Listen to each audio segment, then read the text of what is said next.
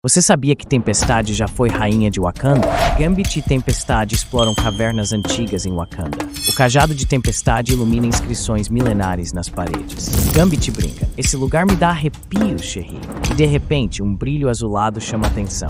Eles se aproximam e descobrem um guerreiro congelado em um bloco de gelo.